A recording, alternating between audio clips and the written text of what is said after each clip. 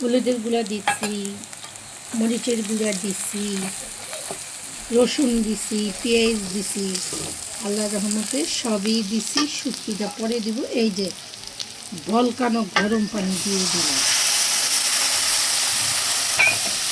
আচ্ছা, কে কে শুটকি খেতে পছন্দ করেন অবশ্যই কমেন্টে জানাবেন। আমি তো আবার এত ভালো করে ভিডিও করতে পারি না, যতটুকু পারি অতটুকুই চেষ্টা করি।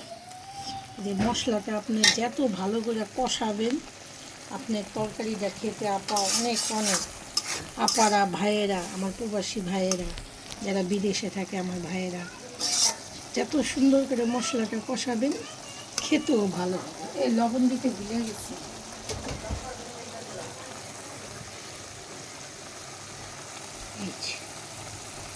লবণ দিলাম,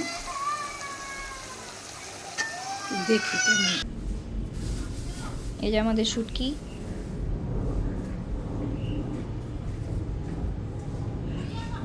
লইট্টা শুটকি সুন্দর করে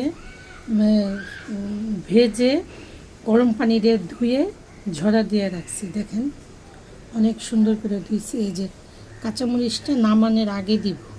যে এখানে প্রায় 2 কেজি পেঁয়াজ কাটছি।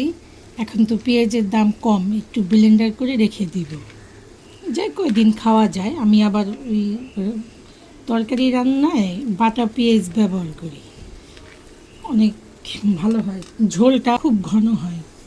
তরকারিটা ভালোই হয়ে গেছে। যে কাঁচামরিচ দিলাম, শুটকি দিয়ে দিলাম।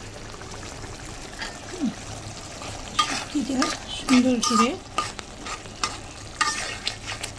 মাখিয়ে ঝুঁকিয়ে মশলাটা ভালো করে কষাই নিলাম যেন খেতে ভালো লাগে।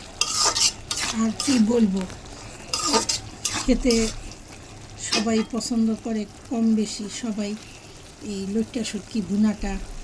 আর শুটকি ভুনা থাকলে 1 প্লেট ভাত খাওয়া যায়, মানে অনেক মজা খেতে। আমাদের বাসায় সবাই পছন্দ করে। ভিডিওটা আজকে এই পর্যন্তই। আল্লাহ আপনাদেরকে সবাইকে ভালো রাখুক, সুস্থ রাখুক, নিরাপদে রাখুক। আল্লাহ হাফেজ।